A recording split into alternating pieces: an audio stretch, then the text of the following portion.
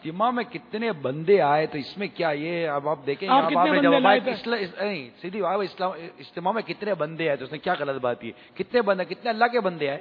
صحیح. مگر یہاں مطلب اعلیٰ حضرت نے جو لکھا تو وہ اب یہ مطلب یہ نا کہ تھوڑا بابا اینٹی بایوٹک دینی پڑے گی. نہیں یہ وہ نیت تھوڑا ہوتی پیٹ ہے کا کہ درد. کتنے اللہ کے بندے آئے تھے. ہاں یہ نا یہ نیت ہوتی ہے. نہیں بس ٹھیک ہے بندے اگر جواب مانے دے دے. افراد. نہیں ہمارے یہاں عام بول چال میں بندہ فرد کو بولتے ہیں. کتنے افراد آئے تھے. اللہ کا بندہ یہ نیت آپ جیسا کوئی کرتا ہو تو پتہ نہیں. نہیں ابھی یہاں کیا کہ یہ بولے کہ بھائی یہ جو تیرا بندہ ہو کر آقا کی بارگاہ میں عرض کرتا آقا میں تیرا بندہ ہوں. تو اس میں کوئی حرج نہیں. سیدنا فاروق اعظم رضی اللہ تعالیٰ عنہ سے بھی روایت ہے کہ وہ اپنے آپ کو عبد اور خادم سرکار کا انہوں نے کہا ہے ایک روایت میں. عبد کے لفظی معنی یہ بندہ. عبد ایک لفظ کے کئی معنی ہوتے ہیں. جیسے کہ وہ مولا، مولا کے مشہور معنی یہ کہ آقا، مولا آقا و مولا.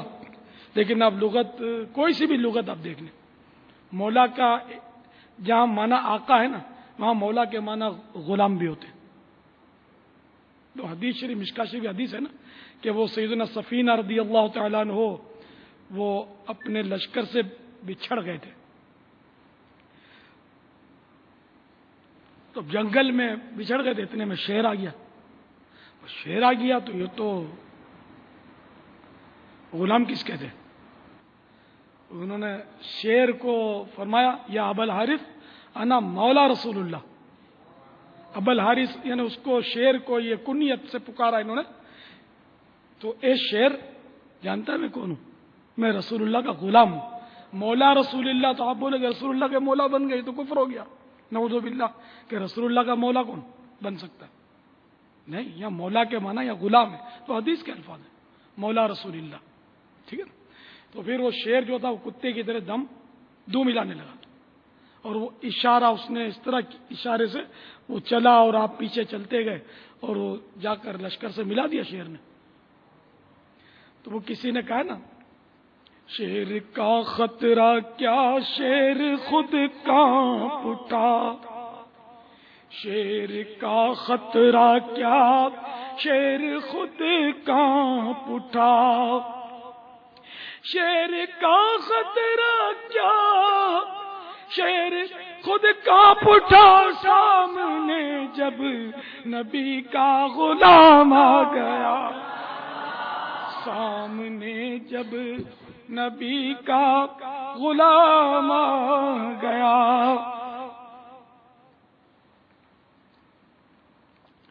تو اس طرح مطلب یہ کہ ایک لفظ کے کئی معنی ہوتے ہیں. مطلب یہ تو یہاں عبد یعنی بندہ. بندہ تو عربی لفظ ہی نہیں ہے، تو لفظ ہی فارسی ہے. اس میں تو بیکاری جھگڑا کرتے ہیں کہ یہ اللہ کے لیے مخصوص ہو گیا کہ جو اللہ کا بندہ یہی بندہ، باقی کسی اور کا بندہ ہو ہی نہیں سکتا. تو یہ تو ہے ہی اردو میں مستعمل ہے اور غالباً ہے فارسی کا لفظ ہی. تو بندے کے معنی غلام بھی ہوتے ہیں، فرد بھی ہوتے ہیں. جیسے بھی میں نے افراد کتنے بندے آئے، میرا بندہ، اس کا بندہ، ارے بھائی اس کا بندہ لے گیا. تو اس طرح یہ بندہ مانے فرد یا اس کا آدمی. تو یوں کسی کو مطلب ہے کہ کسی اور بزرگ سے یا نبی سے کسی کا بندہ کہہ دیا تو اس میں کوئی مضائقہ نہیں ہے. بلکہ قل یا عبادی الذین اسرفوا والی جو آیت کریمہ ہے، اے محبوب تم فرما دو، اے میرے بندو. اب یہاں بعض مفسرین اس طرف گئے ہیں کہ سرکار صلی اللہ تعالی علیہ وآلہ وسلم نے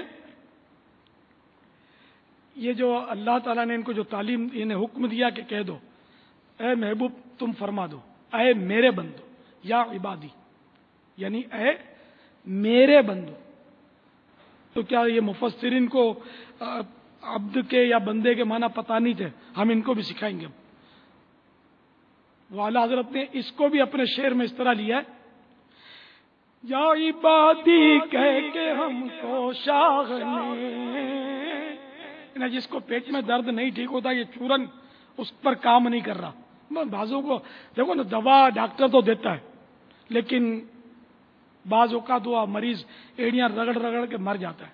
دوا بہت اچھی ہوتی ہے لیکن اس بیچارے کو وہ دوا اثر نہیں کرتی اس کے نصیب.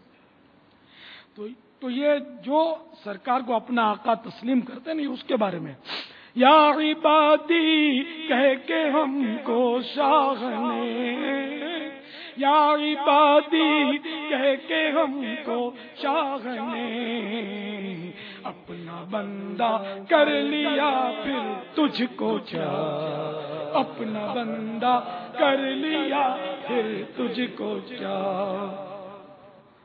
تو بہرحال یہ کہ وہ بندہ کہنے میں کوئی حرج نہیں ہے، اس وسوسے پر آپ توجہ نہ فرمائیں۔ جزاک اللہ۔ آمین۔ واللہ تعالی اعلم ورسولہ اعلم عز وجل، وصلی اللہ تعالی علیہ وآلہ وسلم۔ صلوا علی الحبیب۔